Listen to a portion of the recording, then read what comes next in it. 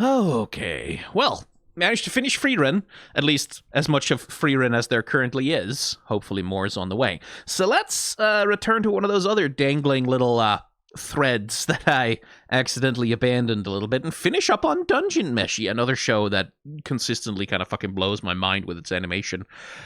Yeah. So it's been a hot minute since I did a reaction to a Dungeon Meshi episode, so I may end up repeating myself. Not that I don't repeat myself already, but in the sense of there might be some things we've already discussed that I keep returning to and sort of relitigating that I forgot that I had talked about previously because it's been a long time since I last did reaction to any of these episodes. So that might happen. And also, if you've not been along to one of these recording streams before, the way that they work is that I will be chit-chatting, talking, warbling on about what happens in Dungeon Meshi, and all you'll see on screen is this distorted mess of a little bit, which is going to conveniently have subtitles on the top and the bottom as they appear. I'm using the dub titles, by the way. I'm listening to the English dub of Dungeon Meshi, and I've got the subtitles that match the dub specifically. So if they're different, if you're watching the subbed version, you might get a slightly different translation thing going on. That's just something to deal with. But the purpose of the subtitles and the purpose of the timer in the top left corner is to tell you where I am in the episode, such that you yourself can go synchronize with it and follow along with where we are. I've got a little bit of a delay timer on the start of the episode, which matches the delay of the intro on Netflix, which is where Dungeon Meshi is officially published. So if you want to follow along with me, what you have to do is you have to have your own copy of Dungeon Meshi open, legitimately on Netflix. That's the only place anyone ever watches this show, I'm sure. And I will give you a countdown. As I'm about to start the episode, I'll say 3, 2, 1, go.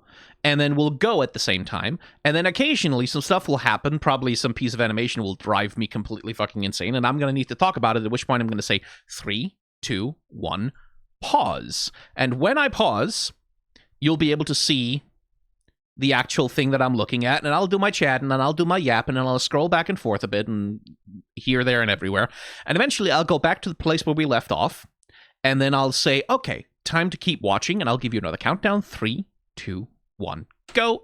And that's the way we stay in sync with one another as we watch through this episode. That's the way it works. It's inconvenient for you, but it's convenient for me, and that's the thing that matters to me more right now. So, without further ado, let's get back into the Meshi of the dungeons. 3, 2, 1, go.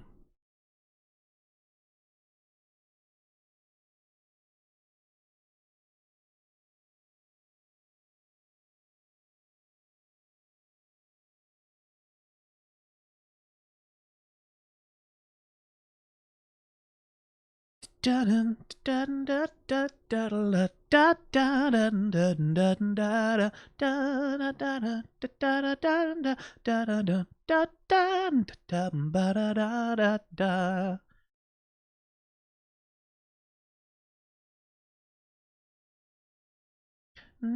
na na na.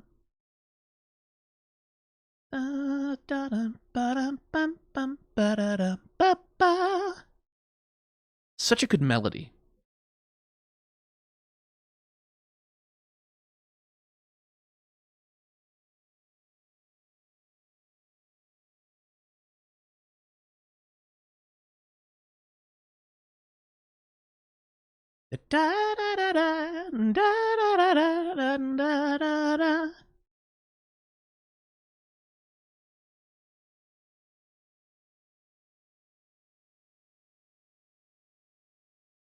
Can't help but notice we're missing someone from... Ah, there they are.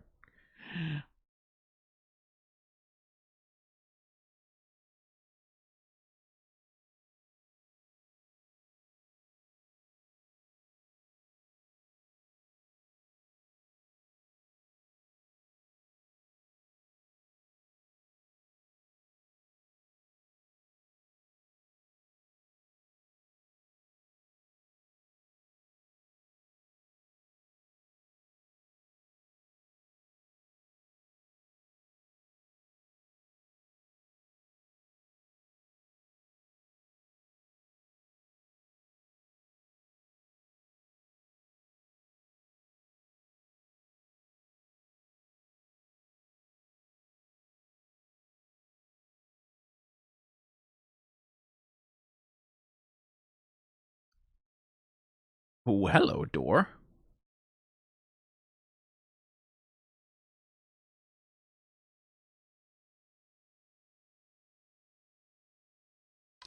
Oh, critical perception check failure. Holy shit.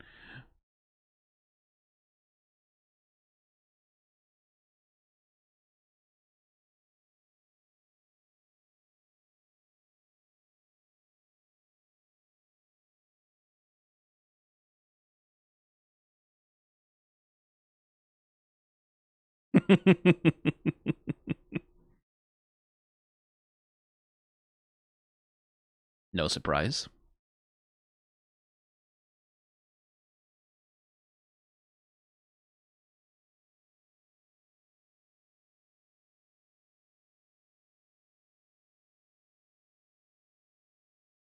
I do like that their immediate consideration is so practical.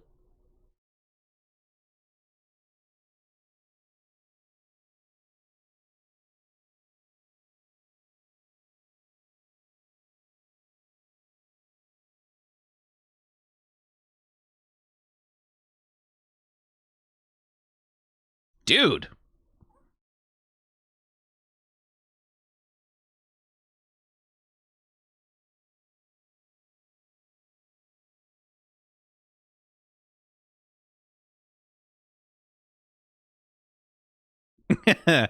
uh,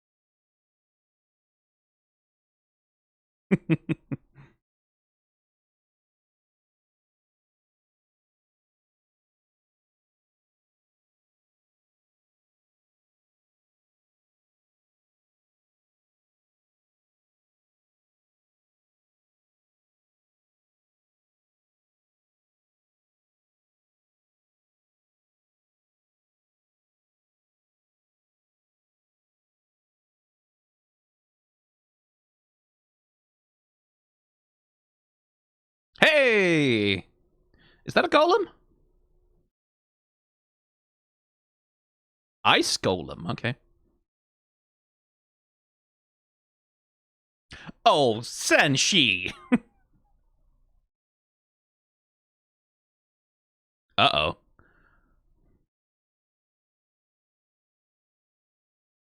Ow! Jeez.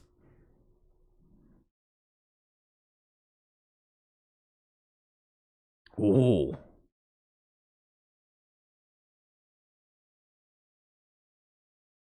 Oh, I like that. Okay, so 3, 2, 1, pause. There was a little thing that I that I really really liked.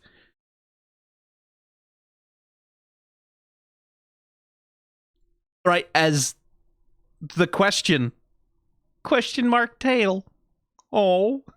And again, such a cat thing, right? Like I've got 3 cats myself, and they do the thing when they are like happy but inquisitive. They do the question mark tail, right? Like that's like a signifier of them being sort of curious and interested in stuff. What a lovely detail, right? Like because like in a lot of anime, you do this with an ahoge, right? With a little hair bit on the head that stands out, like whip whip, that you get on like silly characters. They would sort of do that, but I just like using the tail. Also, the coloration reminds me a lot of my cat Hermes, who looks very similar. So, you know, oh.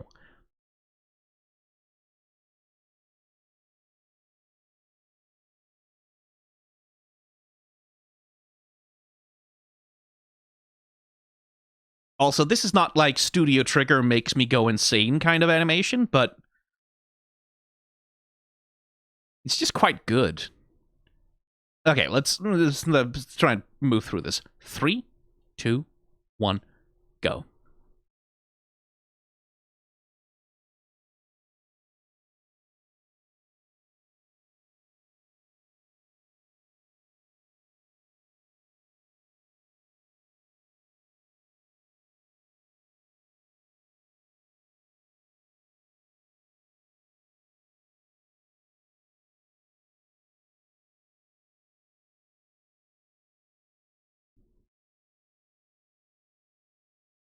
I like the way Izutsumi is animated.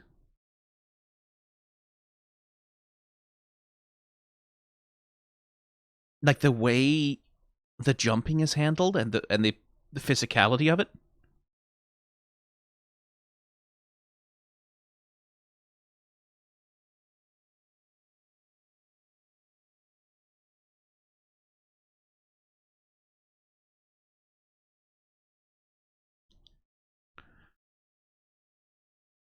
Okay, 3, 2, 1. Pause right at the dramatic moment. Oh, I like that actually.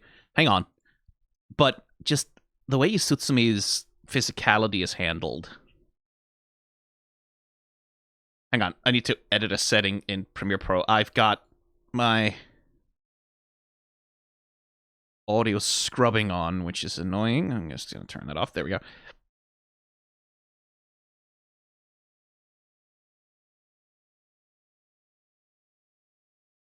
Let's see if I can find it. Yeah, there. Like that little turn in the air, right? Because again, that's the thing cats do when they're adjusting themselves in the air. When they, like, cats have this thing, oh, they always land on their feet. They don't always land on their feet, by the way. Please don't throw cats around willy-nilly. But they are very good at landing on their feet. And they have, like, these self-righting mechanisms inside of them, like these reflexive twists and turns that their bodies do. And you can see that they're really adapting that for the way that they're handling, like, this twist in the air as Izutsumi comes down.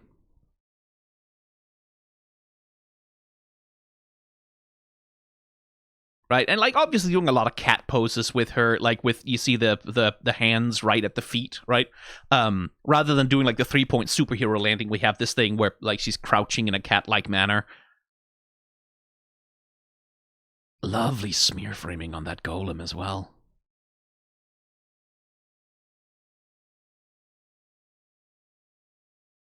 I do like the way the golem is just like winding up like it's kicking a football. Ouch.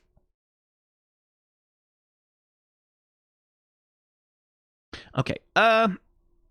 This, by the way, I also caught that entirely by accident, but I quite like that because that's the thing about bows. That's actually what they do. There's a thing you'll see in a lot of when people draw fantasy bows, right? They'll often accidentally draw the bow unstrung, especially when it's like compound bows of various kinds, or like even longbows occasionally. Like they'll occasionally accidentally draw the bow as though it is unstrung, which is to say, when a bow is not strung, it is inverted like that. Like it has the opposite curvature to it, because the string pulling the bow back and holding it tense is what gives the bow its draw strength, right? So in a lot of fantasy media, you'll see the bow drawn incorrectly because artists will go online and they don't really know archery because they're artists, they're not archers, and they'll find like reference images of what does this ancient kind of bow look like, and they'll find like an example of like this ancient bow in a museum and go, oh, that's great for a fantasy bow, but the bow that they find in the museum is unstrung because it's a museum piece. It's like they're treating it very delicately, they're trying not to put stress on it, so it's unstrung, and it's usually laying in this very like very collapsed U shape kind of thing, this very relaxed position without the tension on it. And so a lot of the bows you see in like fantasy media and fan art online and things like that are completely incorrect. Like that's just literally not what a bow would look like at the time, and it's not how a bow would work. And that would be a bow that is completely useless and wouldn't be able to carry any tension or draw weight. But a bow, when fired, like it's releasing all of the tension that is being held here. And so it can like snap pretty far forward with a shot like that. And I like that they represent that a little bit. Like ideally, when you release a bowstring, your bow shouldn't snap completely to an unstrung state, right? That you probably shouldn't do that. You should probably still have a strung bow at the end of it. Shieldstruck's form looks pretty good too. I used to do archery when I was a lot younger. Not that I remember very much from it, or that I'm an archery expert because of it, but Like, he's not gripping the bow too hard. It looks like he's, like, letting it loose and, like not holding on to it after the release. He's knocking the bow correctly, I think, over the side of it. Yeah. Sorry, I'm getting distracted by things. 3, 2, 1, go.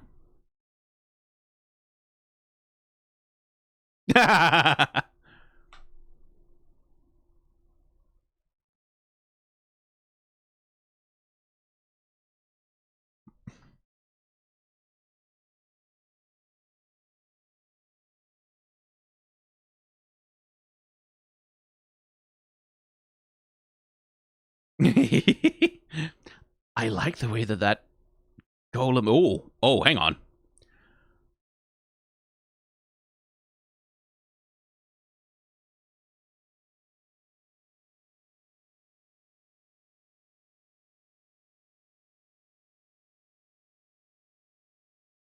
Ooh, that was some lovely animation.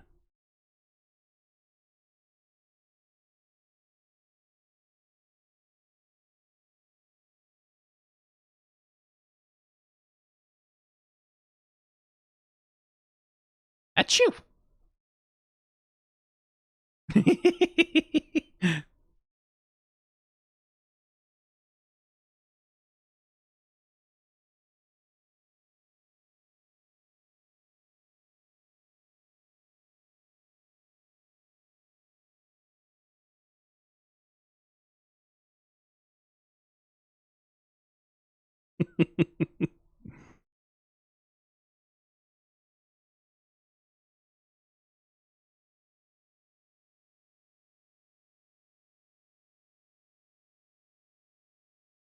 It's not a surprise that so many people got gender about Izutsumi. Oh, no.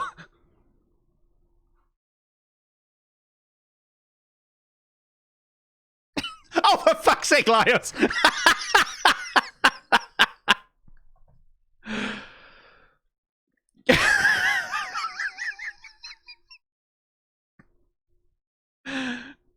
Oh my god. He's not even a pervert about it, right? Like, he's a very... It's not...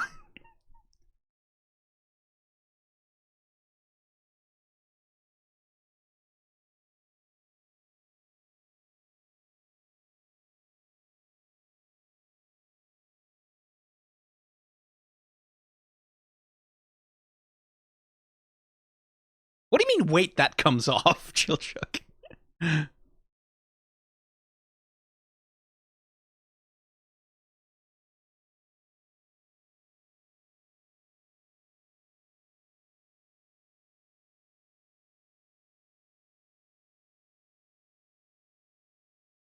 Aww.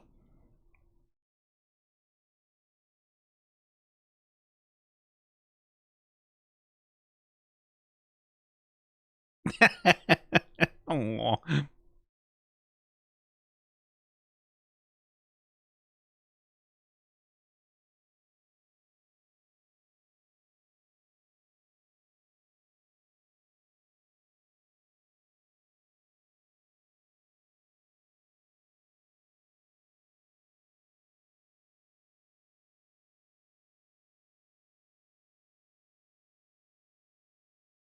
Oh, he's Finnish in spirit.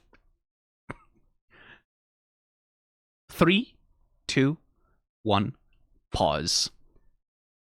Again, it's such a different vibe from Freeren, right? Like, first of all, because the pace of Dungeon Meshi is so much faster. But the vibe, like the way that I love that her eyelashes are still missing. The animators are keeping that consistent. The vibe of the fantasy world here, and the things that are prioritized between the characters and their relationships, and sort of having to readjust to it because I'm still kind of in Freeren mode. But I'm remembering the joy I feel about again. I'm sure I've talked about this so fucking much, but the theming, right? The theming of the ways in which food is what brings people to, like not just that food is like, oh, it's a social ritual that brings people together, but like that the act of sharing food of consuming and becoming part of one another is so much central to Dungeon Mesh. We saw it with like the party in the first half of the season. Like that's the bit of them coming together as a new party going down to save Fallon. Like these eating rituals, these meal rituals with the people that they meet along the way are so important for like forming those bonds and those connections and like making them all more akin to each other. Like check out like Marcille, how different she was at the start of the journey versus where she's at right now, right? Because she has absorbed so much of Laios and so much of the others, right? This is part of what ties Chilchuk so heavily to the party is that they are part of each other because they have shared food in this way. Like that's thematically what the food is doing. And I do love the emphasis on ritual because like we had this big elaborate fight scene, right?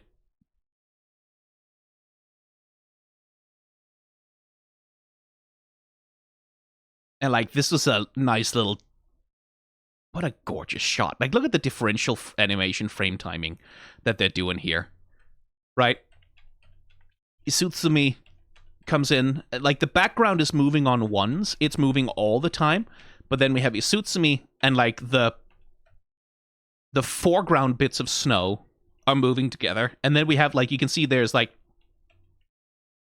a separate layer, like these different planes of snow. So you have like the foreground snow, which is here. Can you see the mouse? Yes, you can. Okay.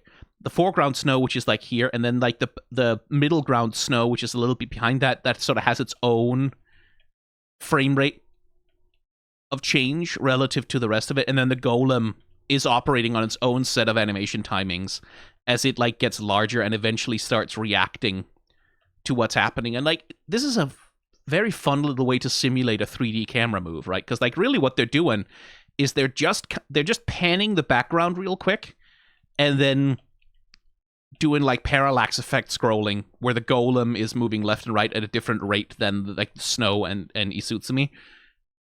And then they're just animating the snow landscape just a little bit to give it that 3D effect, but it works. Like it works so beautifully in motion, right?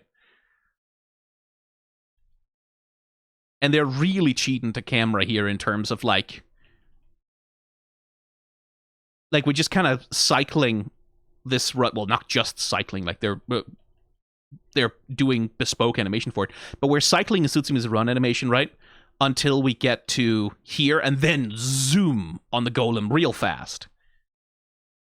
Right, and you can see this is a digital zoom, right? Like this is not that they drew everything bigger frame to frame. They're zooming in on the artwork, and you can tell that because the line work is getting blurry. They're just literally zooming in. But it works, right? Like you get this sudden dramatic push in and like the slam of the golem's hands, and then get a look at Izutsumi's weird claw hands. And whoop. More cat acrobatics.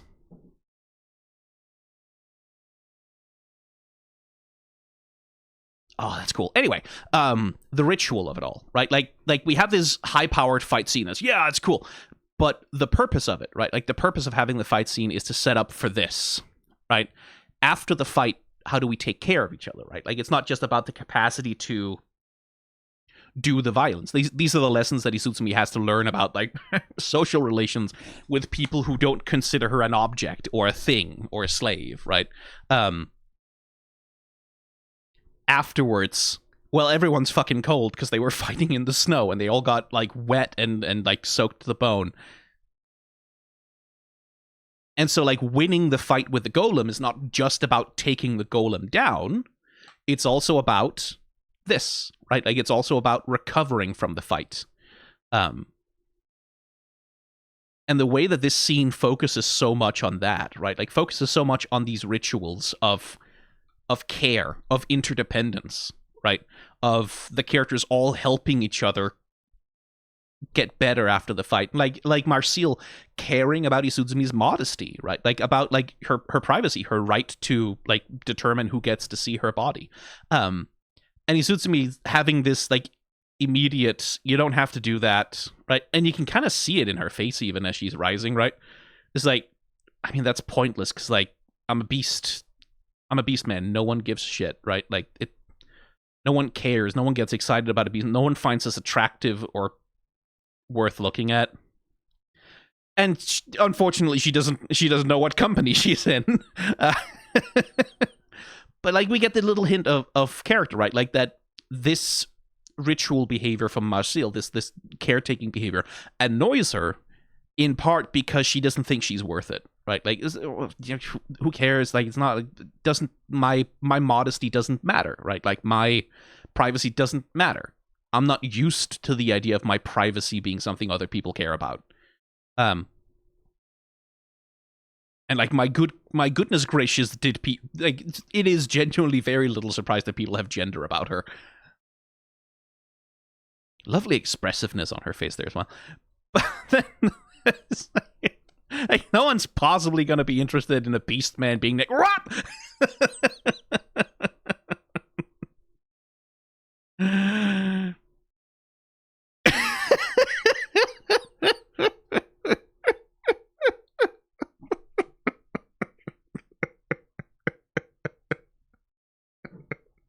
And it's like, it's not even that he's a pervert, he's just a weirdo, right? It's not even he's like, oh, sexually exciting to, no, it's like, oh my god, I get to study anatomy. And the animation on it is so good as well, because like it's Senshi and Chilchuk like immediately realizing like, nope, absolutely not. Like this man cannot be trusted with this.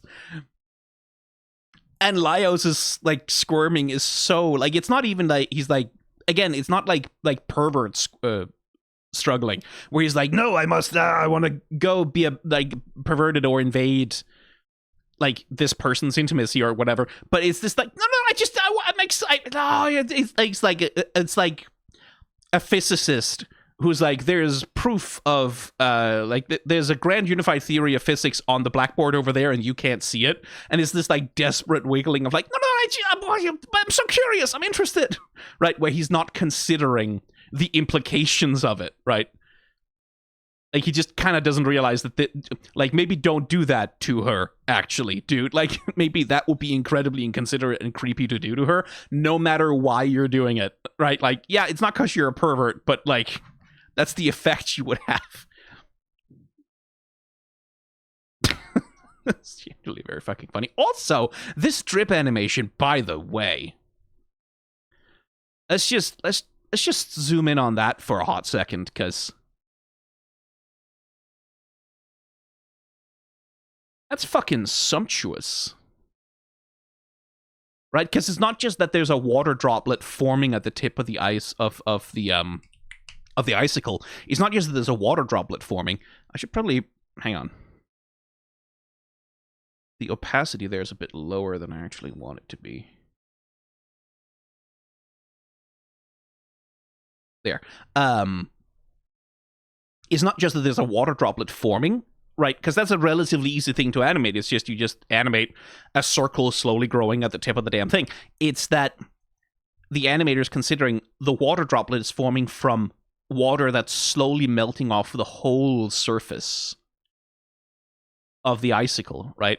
So you see that like this flow from the whole of the thing converging down towards the tip, and then it becomes like an orb slowly pulled away by gravity.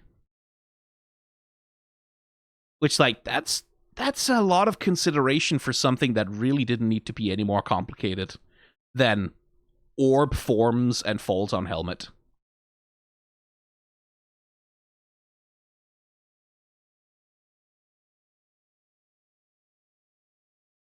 I do like Chilchuk being surprised that Senshi can take off his helmet.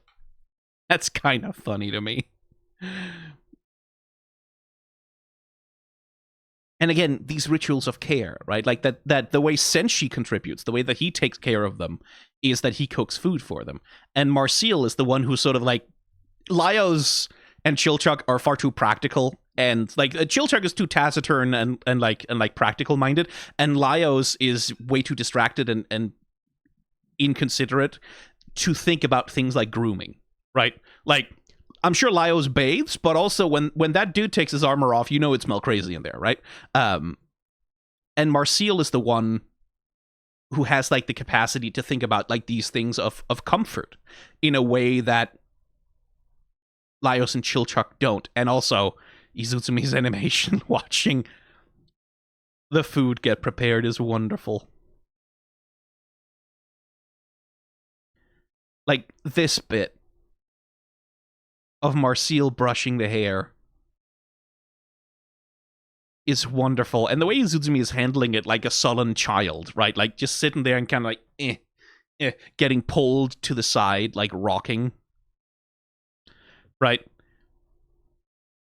Not leaning into it, not really participating in it, but allowing it just to be done.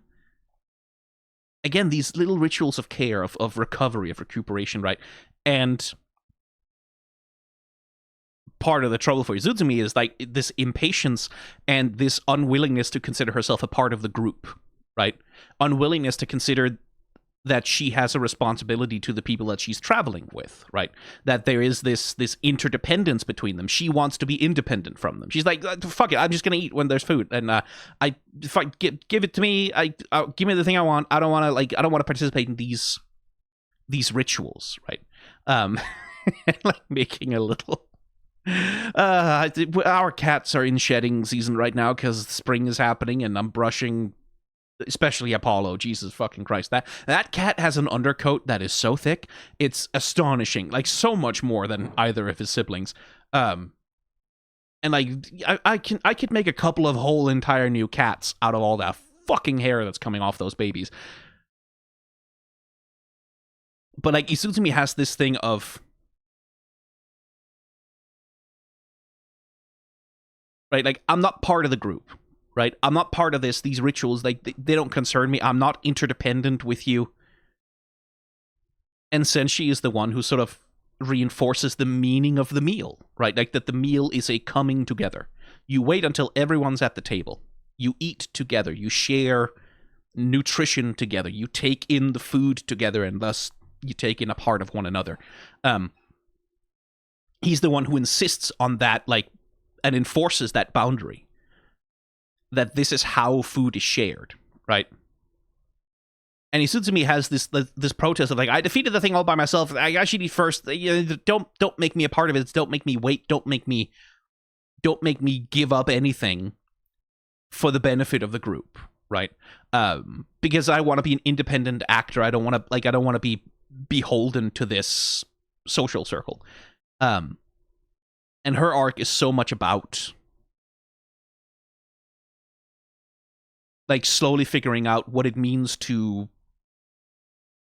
be interdependent, right?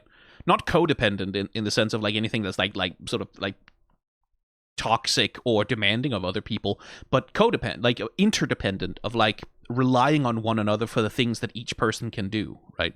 Because like, yeah, Izutsumi defeated the golem, but she didn't cook the meal, right? Like, she didn't come up with the idea of making the sauna. She didn't make the magic circle, right?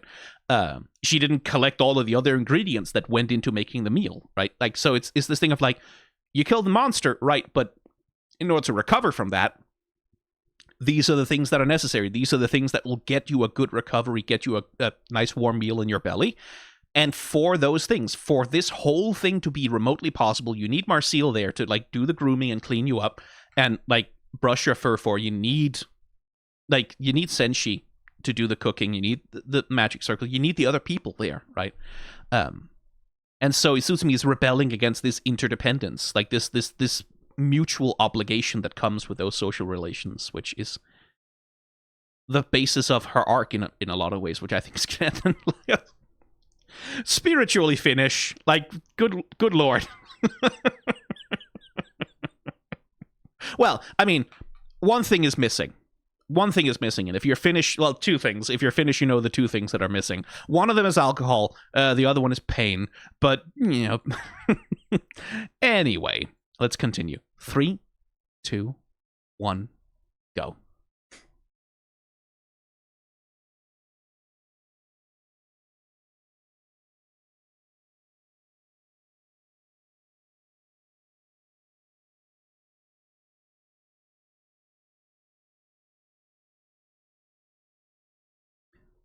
Oh, 3, 2, 1, pause.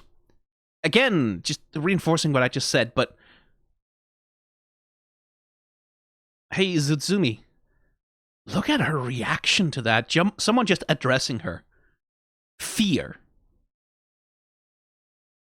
Defensiveness. Like, instantly curling up, protecting her food. Like, almost like she's ready to fight. And all it is just someone spoke to her. Well, I mean, it was Chilchuck, with whom she already has, like, a strained relationship.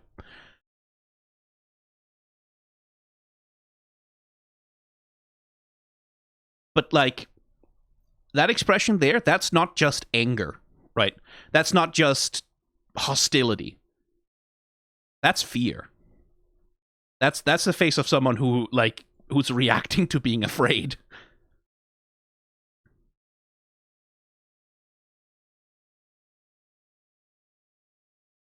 And again, interdependence, right? Like, these Chilchuck doesn't really like Izutsumi, but we are interdependent on one another. Everyone else has a bag. She should have one too. Because we're all in the group, right? Like, we all need each other to survive, right? Like, it's that ecosystem thing. Oh, I love the themes of this story.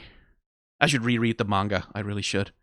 The manga is so fucking good. Also, I believe Ryukukui has her sketch book, like her development sketches and like all of her like things coming out soon, and I should really fucking find a physical copy of that, because if you're interested in character design, some of the notes and like some of the design processes and the ways that Ryukukui breaks down her character designs in some of the like extracurricular notes that she has published, you need that on your shelf. You need to read that. You need to internalize a lot of her lessons, because she is, I think, inarguably one of the best character designers working in anime and manga today. Like, just the approach that she has to creating characters, to designing them, to using their physicality, their bodies, their physical properties to tell the story of who they are and how they act in the world. Like, just Marcial's hair alone. Like, the anime treats Marcial's hair a little bit differently than the manga does, but the manga is like very, very, very specific about Marcial is this elf. She has this long hair. It's connected to her magic. The ways in which it's used over the course of the narrative, like changes and differences in Marcial's hair, the way she wears it, the way she treats it. Oh, so cool. And that's using a character design to its fullest storytelling capability, and it excites me. It's so cool. Anyway, 3, 2, 1, go.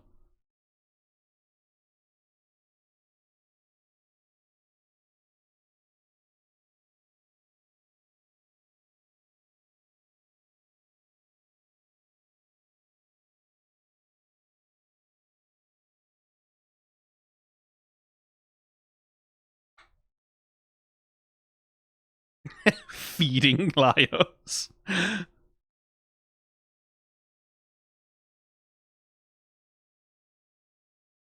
Thanks. Oh, see?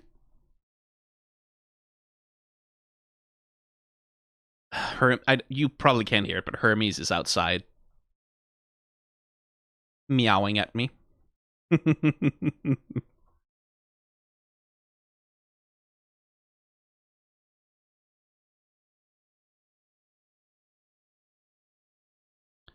Okay, he's not gonna leave me alone. Okay, that's a horrifying treat. 3, 2, 1, pause. Hermes. Daddy's work? It's technically work. I insist that this is technically work. What? What? What? Okay. He just wants to wander around. He just doesn't like it when there's a closed door and someone behind it. 3, 2, 1, go.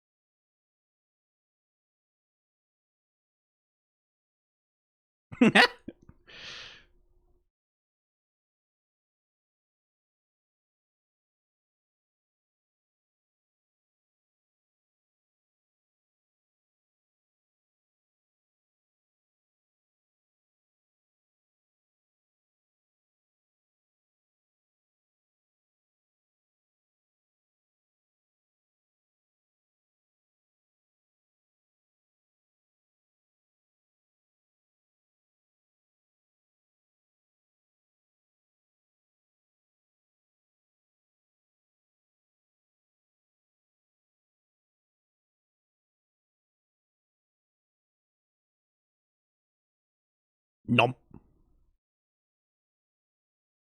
The fucking look on Chilchuck.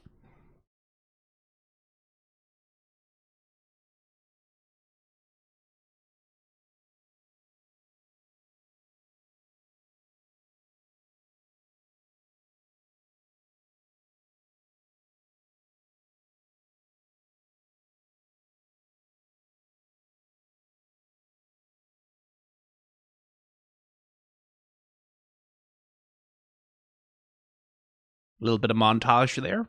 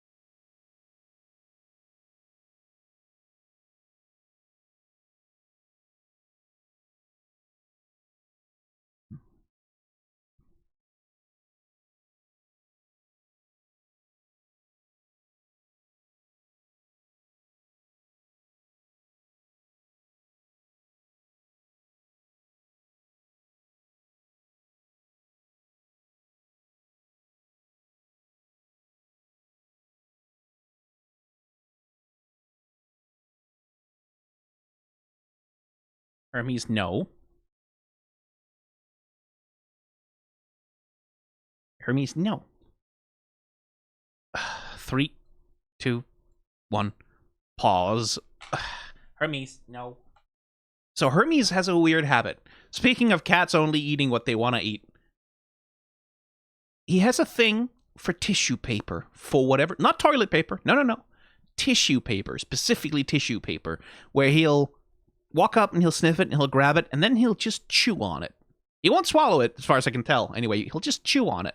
He just wants to chew on it. The little weird freak ass bastard. Yeah, no, you sit there looking all innocent. I know what you are, pervert.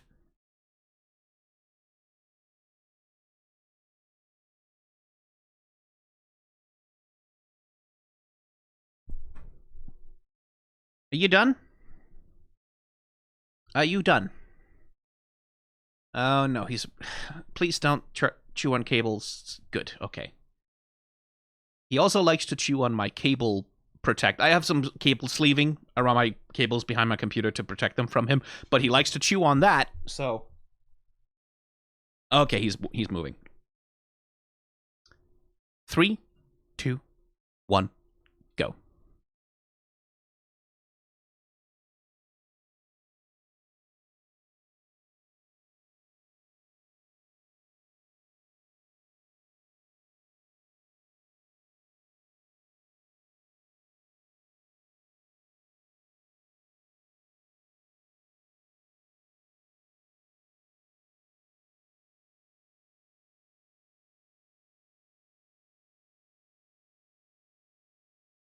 Oh, hello.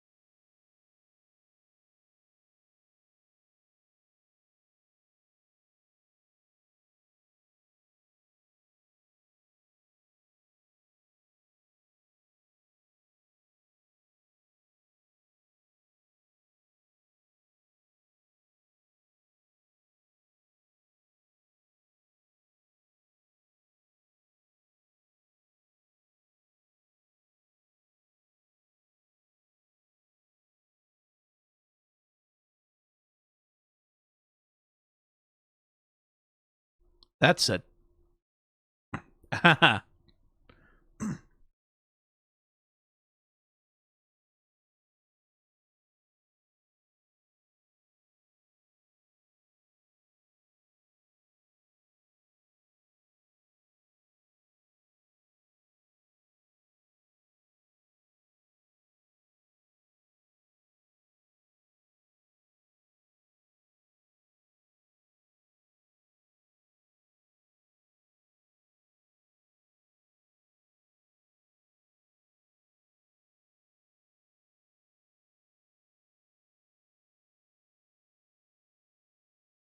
Well, that doesn't seem good.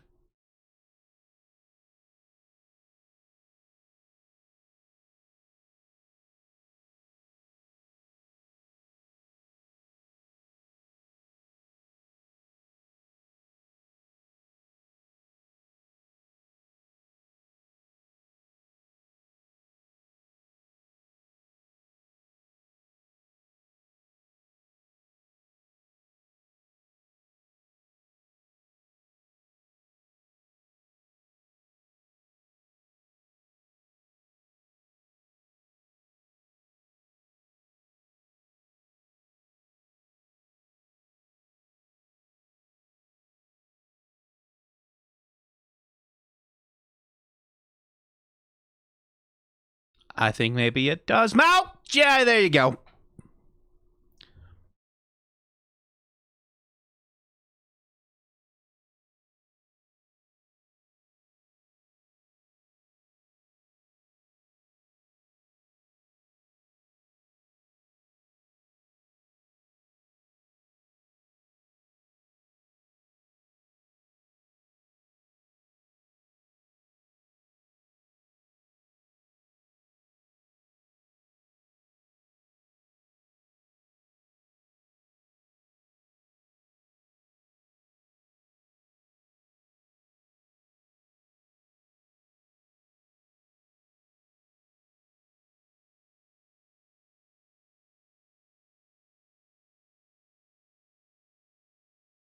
Instant karma.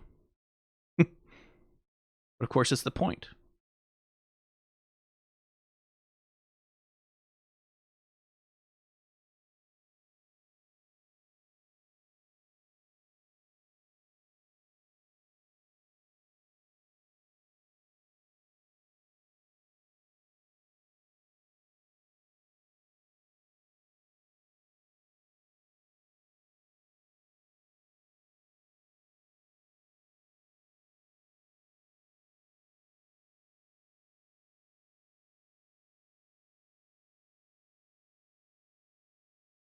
Oh, well, just spell it out for me, Marcial. Why don't you?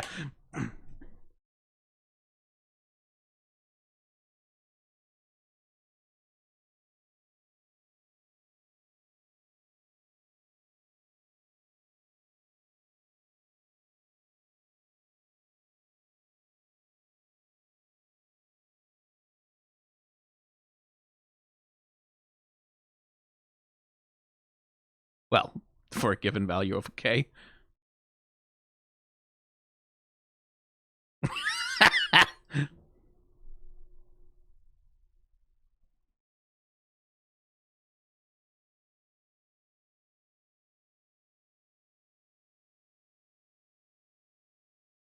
Oh.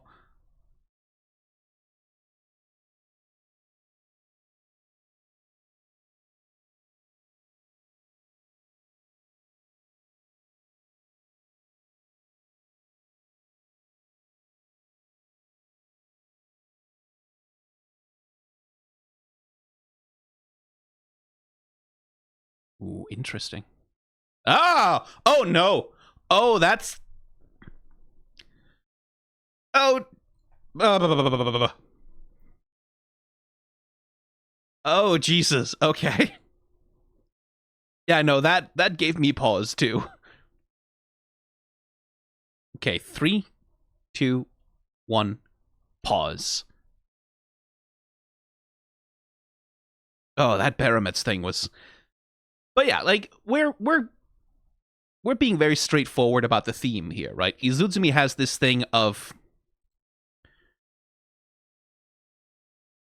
show some gratitude for us taking you in, right? Combined with this shot of like the shadow over her eyes.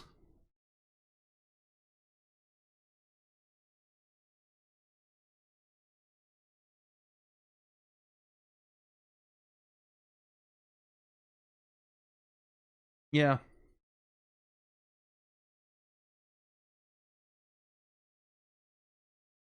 Earn your right to exist kind of vibes. Where we'll get more insight into her backstory as we go.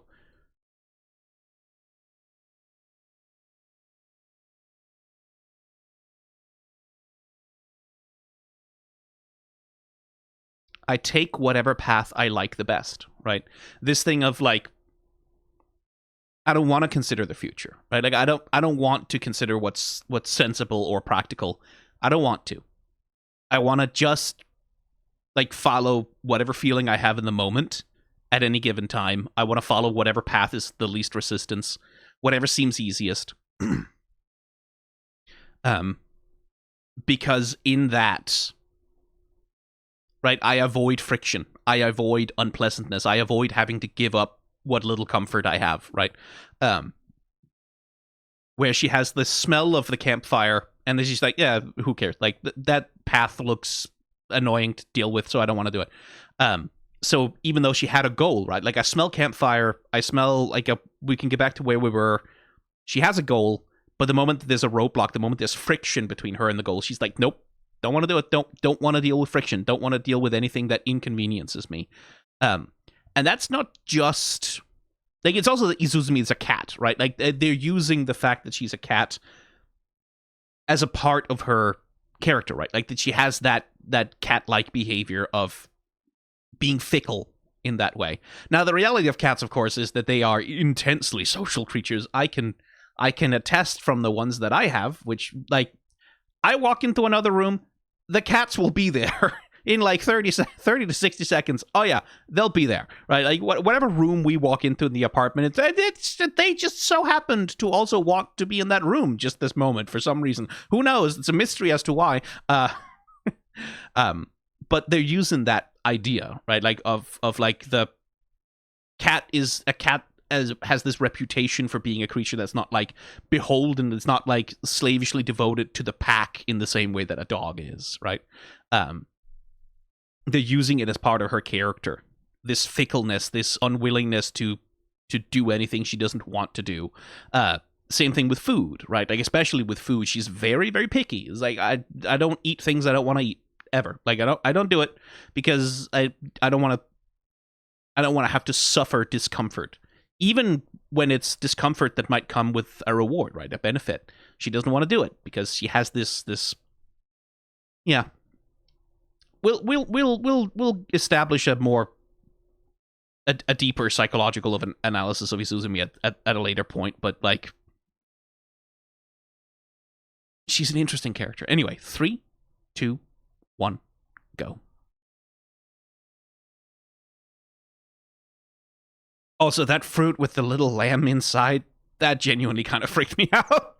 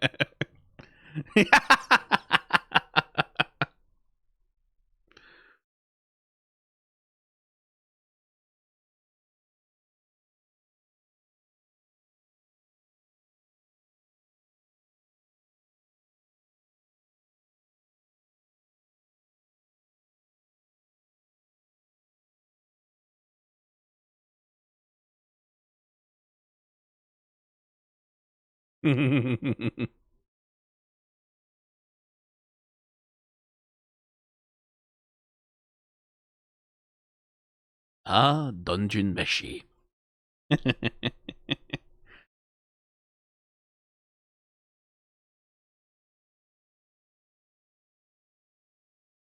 Again, this is partly what I'm talking about with Ryukukui. She has no fear about designing fat characters, which in anime especially is so fucking rare, right? Like that's the thing about like default skinny as a design approach is so much anime. Every single character is skinny by default, and if there's a fat character, they exist because they are the fat character, right? Like because that's like that's the thing that marks them out as different rather than that's just another way to be, right? Like that's just another body that people oftentimes have. It's like a in the same way that like you'll get like in a group of characters you might like you have a like a boy focused show and then there's the girl, right? Like a bunch of shonen anime, like you'll have all the male characters and then there'll be the girl character, right? Like who's there to fill the role of being the girl rather than being a girl, just being like, oh, that's a 50-50. Sometimes people are girls, sometimes people are boys, sometimes they're neither. But where there's this thing of like these traits can only exist if they are there to like be a specific thing. Fatness is that in a lot of anime, in a lot of media, like not just anime, games, media, pretty much everywhere. There is this tendency to treat the concept of a body that is non-standard in any way whatsoever as like exceptions, right? Like we hew to the hollow type, right? And any diversion from the hollow type, any diversion from the standard model needs to be justified in some way. It needs to have some kind of narrative function rather than just be, oh, that's just a way that sometimes people are, like a neutral thing that has no bearing on their character. Which is like, and that's differences in character design approach, right? Like I often talk about the ways in which you can make body type meaningful and relevant to a character. Like you can make it carry meaning and tell you something about who they are. But there's also the other side of it that sometimes there is value to letting body type just be a thing, right? That carries very little predictive or certainly moral value. And that's something Ryukukui is very good at. The way that she handles and treats like the body types of characters. Characters will have bodies that fit the kinds of lives that they lead, generally. But it's not just for like narrative purposes. Like these characters like are old, for example. Namari is very short and squat and stocky because she's a dwarf and because she's a warrior. She's a fighter, right?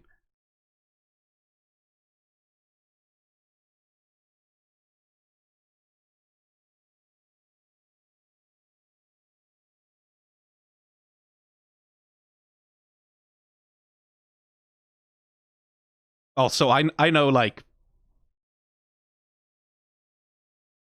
again, it's no surprise people are having gender about Izutsumi. That's what I'll say. You know who you are.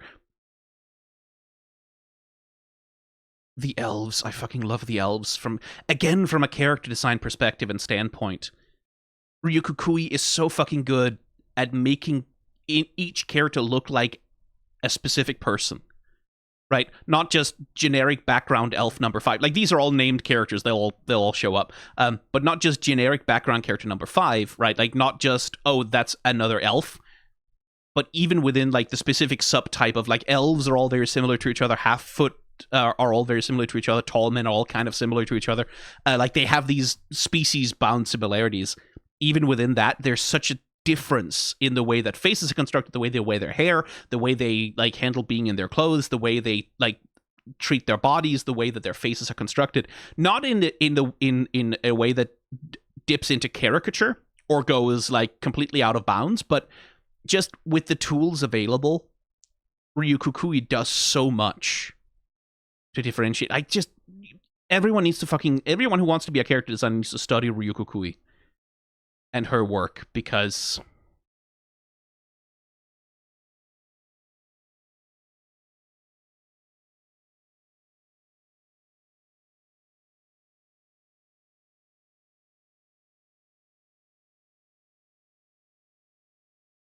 she's so good. But yeah, we're speedrunning a little bit through Oh, poor Marcel. We're speedrunning a little bit through establishing Izutsumi's character, right? Like, especially establishing her character rest next to the rest of the party, right? That this is sort of like, this is the party daughter that they've all kind of adopted. And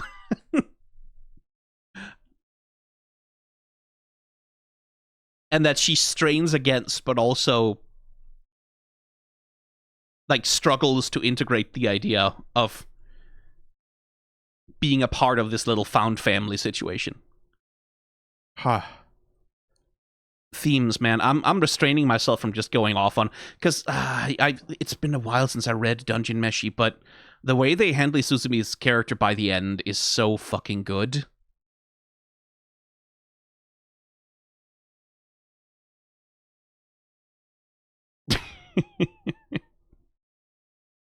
And then we set the bone.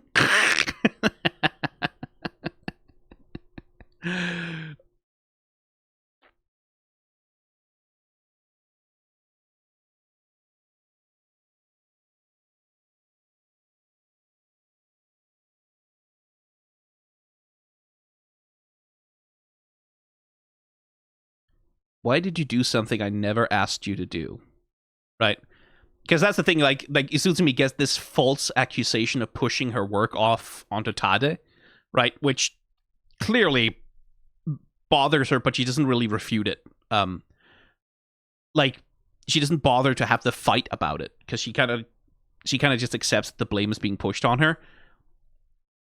And then this conversation with her, right? Like,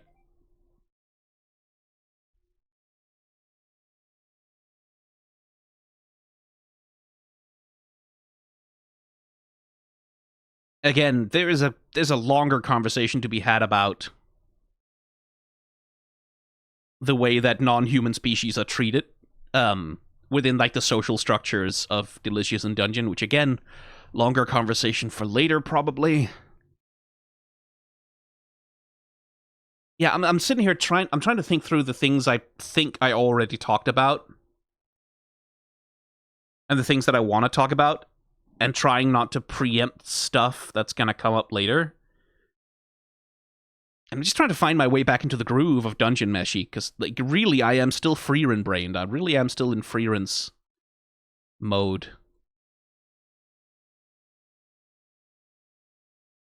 Oh, Fallon. Another character that's... I don't know how far they go in this season. How far they get into the story.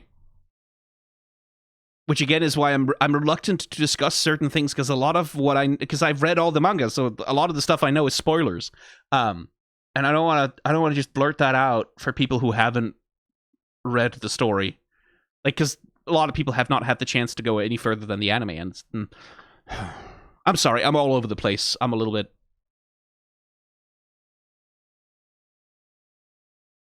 I'm a bit out of it, actually. Yeah. I think I'm a bit out of it. Yeah, let's cut it here.